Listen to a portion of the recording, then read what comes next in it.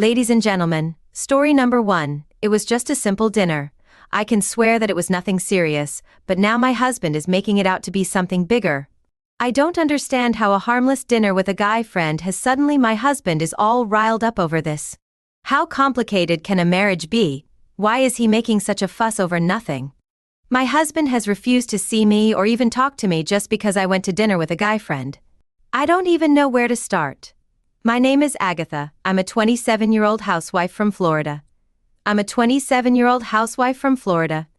husband's name is Tony, and he's 29. I'm 27 and I'm a housewife from Florida. My husband is 29 and he's a dentist. We've been married for a year. I know some of you might be surprised at me tagging myself as a housewife. I always get looks of judgment from people whenever I say I'm a housewife who's married to a dentist. The combination is always confusing for them. Well, I'm a housewife, and my husband and I just got married a year ago. We dated for over 3 years before getting married, so even though there's a lot going on in my marriage right now, I'll describe it as the best decision I've ever made. I love my husband a lot, and our marriage has been great.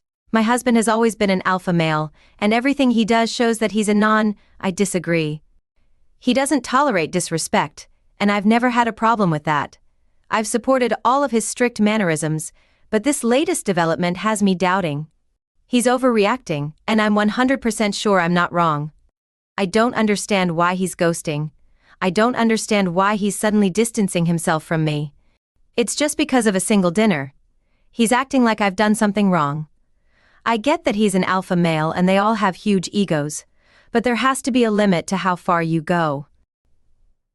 I'm very upset, and that's why I'm going to share this on Reddit, but first I want to tell you everything that happened. I decided to ask total strangers for their opinions because I believe that the opinions of strangers are always honest and unfiltered. They never lie because they really don't care about your feelings. Before I met my husband, I've always been an antisocial person with little to no friends. However, I had 2 friends in both elementary school and high school, a boy and a girl.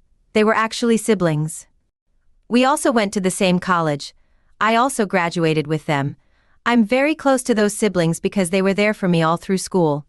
I'm closer to Kenneth than the other 2. We were practically inseparable in college, but we lost contact after graduation because my phone got stolen. We no longer lived in the same town, and for Kenneth's sister, she got married years ago and moved to another country with her husband. My husband Tony is upset because Kenneth contacted me recently. If you're wondering how he contacted me, I'll tell you. My husband and I were having one night. Before something unexpected happened, my phone suddenly rang. When I picked it up, it was an unknown number, and the caller didn't say anything for a long time. I ended the call because the caller was taking a long time to pick up. I didn't want to waste time because I was at dinner with my husband. We have a rule not to use phones during dinner, except in case of an emergency. I thought it was a call from my sister because I'd been expecting her call. That's why I picked up the phone. Despite muting the call several times, the caller persisted. My husband finally told me to answer it, and I did. I was taken aback to learn it was Felicia, Kenneth's sister. We'd lost contact for years, even before my phone was stolen. The fact she'd called out of the blue was unusual. I asked if there was a problem. There was. She was crying and sobbing on the phone. I was shocked. I didn't know what to do. I waited for her to calm down before asking her what the problem was. She told me she had something important to tell me and wanted to see me the next day. I was really surprised to hear that from her. I was surprised because the last time I'd seen Felicia was on her wedding day. She moved to another country with her husband, as I mentioned earlier. I didn't understand how she planned on meeting me. I said, no. I asked her how she planned on meeting me. That's when she told me she was in Florida. She'd been in Florida for over 2 days. I had a lot of questions for her, but she promised to answer them all when we met the next day. I told my husband everything that had happened, and he said he'd drive me there. When I got there, Felicia introduced herself to my husband and said she wanted to speak to me alone. My husband was offended, but I had no choice but to agree. Tony gave me just 30 minutes to talk to her. I'm not joking. He was angry that she asked for privacy when he was my husband. I'll be honest, I understand where he's coming from, but I had to speak to Felicia privately because she looked tired and unwell. Tony waited in the car while I spoke to Felicia.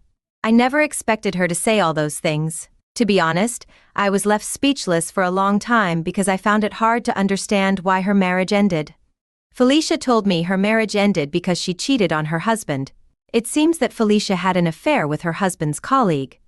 When he found out, he sent her away and made her homeless in a foreign country.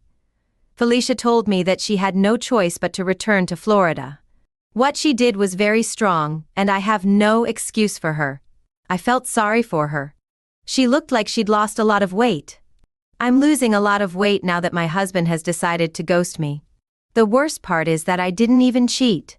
I had to ask Felicia how she got my number because I was honestly curious. She just told me. Felicia said she'd spoken to some of her Facebook friends who were also friends with my sister. That's how she got in touch with my sister and asked for my number. I didn't understand why my sister didn't tell me she'd shared my number with others.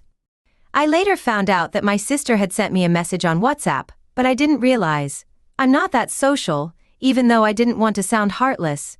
I had to ask Felicia why she needed to see me. She said she urgently needed cash and accommodation. Felicia told me she'd been staying in a hotel for 2 days and was almost out of money. I felt really bad for her and thought back to our time as close friends. I promised I'd get back to her. I'm a housewife with no regular income. I had to speak to my husband about it first before I made the move. After the meeting with Felicia, I told my husband everything she told me. When we got back home, Tony wasn't happy about Felicia's request at all. He didn't even like the fact that I agreed. My husband was really angry about her request. He refused to help me and kept saying that she deserved what she got for cheating on her husband. I also believed that Felicia deserved what she got, but I couldn't just let it go. She was once one of my closest friends and I had just 2. We practically grew up together, so I had to help her. My husband and I were at odds over that case, and I think that's where our problems began. He didn't like the fact that I was determined to help. I didn't want to help her at all. Tony refused to assist me financially, so I had to take out money from my savings. I'm a housewife, but I still have small businesses that I run. I gave the money to my sister who runs the business. Tony made it clear that he didn't want to get involved in the drama with Felicia, so I just gave her some money on my own. She was very grateful, and even started crying. I was very touched. I never imagined that my close friend I said my goodbyes to her, even though she made it clear that she'd still be in Florida for a long time. I had to cut all contact with her because I knew that Tony wouldn't be happy about me being friends with a woman who cheated on her husband. I know my husband very well, so I made sure I made no mistake. Even after cutting all contacts with her, Tony still made sure I never secretly snuck out to see her. I didn't see anything wrong with that, because I knew just how strict my husband is. To be honest, I don't want my husband to find out. I was in contact with a guy who'd also cheated on his wife. That's why I decided to go along with his wishes, even though I used to agree with him. His stance on this particular case actually makes me quite angry. Let me get straight to the point and tell you how I got in touch with Kenneth. A few months after Felicia contacted me, I got another unexpected call. It was Kenneth who'd called me. He was really sincere. Even when Felicia asked me for money, I never asked her how Kenneth was doing. I didn't see the need to ask her because I assumed that he would tell me if he needed help. I hadn't been in touch with Kenneth for a while, so I was surprised when he called me. He said he was grateful to me and that I owed him a lot. I asked him why, and he told me that I told him I'd helped her out when she was short on cash. I was actually a bit embarrassed that he felt the need to thank me for helping my old friend. I told him not to worry about it and that it was my pleasure. Isn't that what we all say when we're tired of getting too many thanks? Well, I did the same thing. Kenneth didn't seem to want to stop. He told me that there was so much he had to tell me. He told me that a lot had happened over the years. And he wanted to tell me all about it. That was the first time in years that I'd spoken to him. He was practically my closest friend because he was closer to me than my sister. The fact that I suddenly got a call from him threw me. Guys, was I wrong for not immediately saying no? This is an old friend who'd been my friend for years. I had no malicious intentions, and that's why I didn't think it was a big deal. I didn't even say yes. I told him I'd think about it and get back to him after speaking to my husband. That was all I said. I knew Felicia had told him I had a husband, but I had to say it again just in case he doubted her. Talking to Tony about it was not easy. In fact, it was very difficult. I knew Tony wouldn't like that idea. He didn't even want me speaking to Felicia, but I had to try. I knew I'd feel bad if he went to see his old female friend without letting me know first. One experiment I like to do in our marriage is that I like to make sure I don't do what I wouldn't like my husband to do to me. It works most of the time, and that's what helps in our communication skills. But now, I don't think we really have much communication skills because he's been ghosting me for days. When I spoke to him about it, his reaction, he was exactly how I pictured it. He didn't like the fact that both brother and sister suddenly wanted to see me after years of not speaking. He knew about Kenneth because I used to tell him about Kenneth even before we started dating. I used to tell him that Kenneth was a very good friend of mine and that we suddenly lost contact. Tony told me that he didn't want me to go. I didn't agree at all, and that was how we started having a lot of arguments.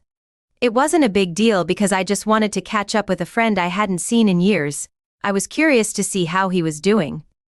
What surprises me the most is that Kenneth and I never dated or had a romantic relationship.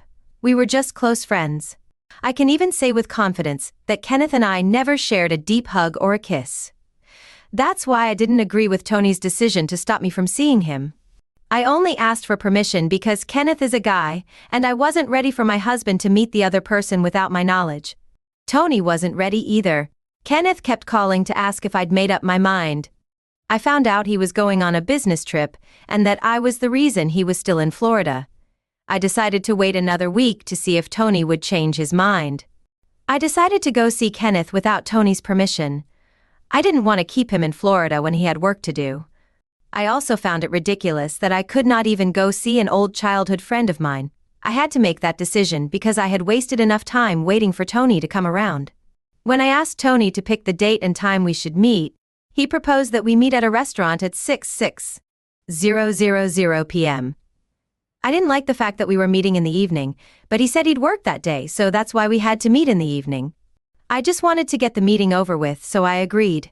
I left a note for Tony before he came back from work so he'd know where I'd gone. Tony usually came back from work by 7 p.m. I knew I might not be back before Tony got in from work, so I left a note. To be honest, I left up to 4 notes around the house so he'd see at least one. It was just my way of making sure he didn't worry about me at the end of the day. All my efforts were in vain because Tony didn't care about all the effort I went to make sure he didn't misunderstand things when I went to the restaurant. I told Kenneth I had to get back home early so we could only talk for an hour. He was fine with that, and that's how he started telling me everything that had been going on. He said Felicia wouldn't contact him after her husband sent her away because she was scared of getting scolded by him. That finally made sense because I realized she was feeling ashamed. Kenneth also told me he was now a real estate agent. I was really happy for him because I'd always known that he wanted to become a real estate agent. We chatted about Felicia and how she's trying to get her life back together. And then we talked about all the developments in our life. It was nice to catch up with an old friend after a long time. I didn't even finish my food before I told him I had to go. He said he understood and then congratulated me on my marriage. I said goodbye to him before taking a taxi and going back home. All the drama started when I got home. I could feel the tension as soon as I stepped inside. I don't even know how to describe it to you. My husband made a scene and it was really surprising. Before I could even greet Tony, he started yelling at me non-stop. He didn't give me a chance to talk or explain myself, which was really painful. I didn't even think I had a reason to. I tried to explain, but Tony was so angry and aggressive that he started accusing me of cheating on him. I told him that I hadn't cheated on him and that I'd just gone to dinner with Kenneth. Nothing I said seemed to make sense to Tony. He was more focused on what he believed I'd done. He asked me why I went to the dinner without telling him first. I told him that it was because he'd refused, even after almost 2 weeks of trying to persuade him. Tony told me that I could have still. I called Tony and told him where I was going. I asked him if he saw the notes I left behind, but he said they didn't count. I felt like I'd disrespected him by going to see a guy friend without telling him first. Tony didn't believe I hadn't done anything with Kenneth.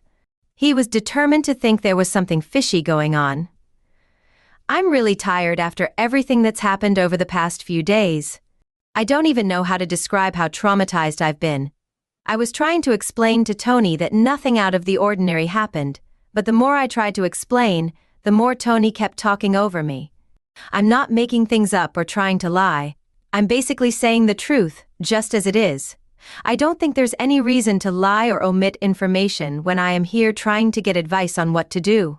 I'm just saying everything as it is without any filters. The argument lasted for hours, and it was clear to me that Tony was not ready to see things from my perspective. From my perspective, Tony said it was disrespectful that I chose to go see an old friend rather than listen to him. It seemed like he thought I'd chosen Kenneth over him. I'd heard that men had huge egos, but I'd only recently experienced it. It seems like Tony's ego is bruised. What makes it worse is that it was dinner. Tony kept asking why we couldn't meet at a cafe or even in front of a coffee shop. He said he couldn't accept that his wife left the house at 6. It's 6 p.m. morning. In the evening, I went to see a guy friend for dinner before coming back home. Tony told me that there was nothing I could say to justify the fact that I had disrespected him. He also made it clear that he did not like the fact that I did not tell him before going out that day. I'll still keep saying that I told you in advance, but he kept rejecting it, so I had no choice. I do understand that he was still angry. But I think it's just outrightly outrageous that he would not. If he didn't want to speak to me, I'd understand. But the fact that he doesn't even want to see me or interact with me is just the highest level of wickedness. We're married, so we have to work through misunderstandings. Couples fight, they settle, and they move past it. Nothing even happened, not even a hug was shared. So why is Tony finding it hard to move past this that night? I actually believed that he would forget all about it the next day after I apologized. I went back to sleep in the living room that night because it was clear he didn't want to see me. I woke up early the next morning and made breakfast. I tried talking to him, or even starting a little conversation, but nothing. I was really worried because I didn't expect Tony to take that so badly. Even though he knows it was just an ordinary dinner and nothing happened, he still chooses to remain cold and distant. I'd really like my husband back. I'm honestly tired of having to beg for him to even look at me. I don't want our marriage to suffer because of something like that. That's why I'm trying my best to put my own ego aside and try to make this work. But I guess I'm married to the most strict alpha male. He never wants to change anything. He says he's determined to stay angry. It's a lot of pressure on me right now. I don't know how to feel. I'm living in the same house with my husband, but we don't interact like neighbors. I don't know how to even explain how hurt I feel. I'm even starting to feel guilty, even though I know that I did nothing wrong. I kept telling him for almost 2 weeks, yet his answer was always no. I could not pass by a lifetime opportunity to see my childhood friend for what might have been the last time. I'm not saying that I want to see my ex. My boyfriend and I had a conversation about my desire to see my old childhood friend. There's a difference between those two things, and the meaning is completely different. I decided to speak to my sister because she is literally the closest person to me. She's the one person that understands me even before I open my mouth. When I spoke to her, she suggested that she speak to him on my behalf. She came over to the house one evening for dinner, and that was the first dinner in days when Tony agreed to stay at the dining table with me. My sister asked Tony why he wasn't talking to me. He was reluctant to speak, saying he didn't want to talk about it.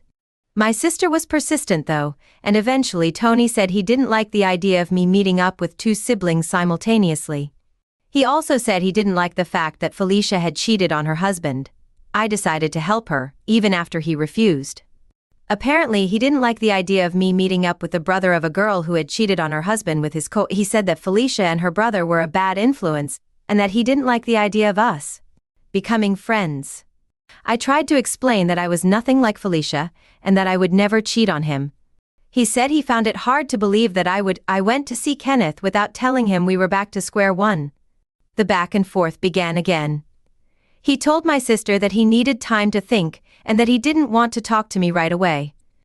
After dinner my sister advised me to just give him time and not try to rush him. I agreed. To be honest guys, even though I don't think that's the right advice. I've read about lots of similar situations online, and it often ends badly. If you don't deal with a small issue quickly, it can turn into a full-blown fight. One thing about marriages is that there's nothing like a break or time to think once the couple starts spending time apart. Time away from each other and leaving problems unsolved can lead to larger issues. This is something I want to avoid in my marriage, which is why I'm here on Reddit today. I'm looking for a way to make peace with my husband without pushing him too much. I've realized that he has a big ego and he doesn't like the idea of his wife choosing to go out to dinner with another man rather than listening to him. I still think he's being a bit harsh, but I don't want to disregard his feelings just because they don't align with my beliefs. He has a right to think whatever he wants to think, and I have the responsibility of clearing up what my sister also thinks I should have called him that evening. After writing this out and reading it over and over again, I also believe I could have done things differently. My opinions have changed, but I still have my opinions. Please help me. Reddit, I could really use your help because my marriage is falling apart. I can't just stand by and watch everything fall because of a misunderstanding. It's almost like I'm in Felicia's position, but I haven't been kicked out yet. Imagine being in the position of someone who ran to you for help. It's not a great position to be in. I really hope it doesn't get that bad. I don't want to suffer for something I didn't do. It's almost like I'm regretting being a good Samaritan. I should have just ignored everything, but at the end of the day I owe some form of respect and loyalty to the friends I once had. I'll choose my husband in marriage. I'd ditch those friends in a heartbeat, so I hope it doesn't come to that. Please don't leave me hanging, Reddit. I'm counting on you all to come up with a solution. I'll appreciate each and every comment. Don't be afraid to judge me. I knew exactly what I was getting into before posting this. My husband will be back soon. I'll be back from work soon. My husband doesn't speak to me at the moment, so I don't want him to see me typing on the computer with so much focus. It'll be embarrassing for him to find out what I'm doing until the next update. I'll give you all an update when I get back. This time I think that some of my troubles, or even most of my troubles, have been lifted. I have to thank you all for helping me with my shoulders. I was the woman who refused to take permission, and even the comments had me crying and laughing at the same time. I have so many nicknames, and they are so long that not even the most controversial Reddit stories I've read have this many funny comments. It's a bittersweet feeling actually, and I think sharing my problems with strangers weren't as bad as I thought they would be. It was bad, but not as bad as I imagined. Most of the comments advised me not to let two old friends get in the middle of my relationship with my husband. I even got many people telling me to call Kenneth and have him apologize to my husband. To be honest, that was a bit much for me. I thought it was a bit extreme, to be honest. I never considered doing that because I knew it would lead to an awkward situation. I didn't want Kenny to find out I had issues with my husband, and I didn't want to give my husband the impression that I was still in contact with Kenneth.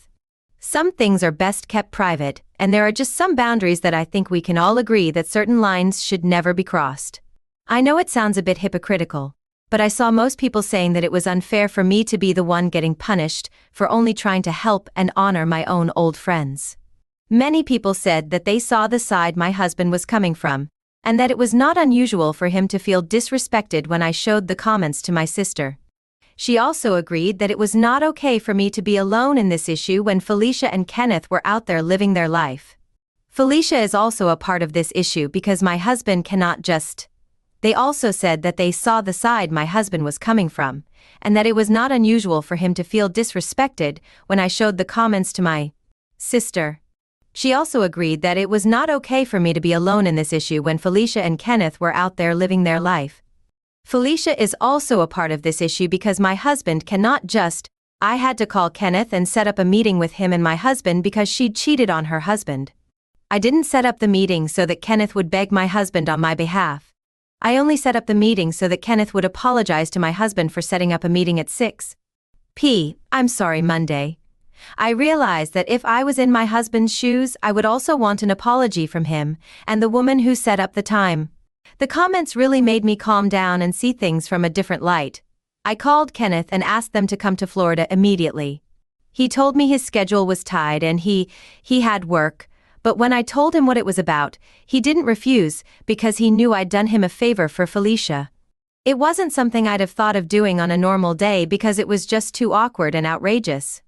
I had to do it because I was out. If you're wondering how the meeting went, it was not as messy as I thought it would be. Don't get me wrong, it was definitely awkward and unusual.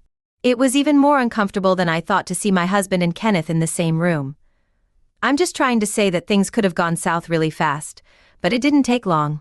Kenneth didn't hesitate to ask for my husband's apology and explained that he'd been working all day, and that's why he'd set up the meeting at that time. He also said that he'd had to catch a flight early the next morning, and knew it was an opportunity for us to meet again, so he had no choice. My husband accepted his apology, and that was it. He didn't even bother to touch his food, or try to make conversation with Kenneth. When I tried speaking to my husband later that evening, we had a long conversation. He made me understand that the only reason he got angry was because I'd gone in the evening and I didn't even think of calling him on the phone. He said that made him feel disrespected, but he had to let it go because of how dedicated I'd been to settling our issues. He also respected the effort I'd gone through just to make sure. He said he didn't like that I set up a meeting with Kenneth and that it was awkward, but he liked that I'd gone to such extreme lengths. Tony said he wanted to teach me a lesson and show me that in a marriage, respect is key. I told him that I had learned my lesson and would not be doing that again. I got to understand that if I was in my husband's shoes and he wanted to see an old female friend, I did not really think it was a good idea. I also would have been upset to find out he still went to see the same person at 6:00 p.m. Even after I refused, I learned my lesson from how cold and distant my husband had been towards me. I'm definitely going to start respecting certain boundaries because no friendship is worth my marriage with my husband. At the end of the day, friends grow apart and then move on with their own lives. Felicia, for example, had gotten married years ago and moved to another country with her husband. She even got married before me, and we lost all contact if she didn't cheat on him. Her husband left her stranded, and she would never have tried to contact me if she hadn't. It wasn't worth risking my marriage over, but I do regret going to dinner with Kenneth without getting my husband's full permission. Everything is over now, and I'm wiser and stronger. I'm just grateful that my marriage didn't suffer a huge loss because of something so trivial. Peace, and bye.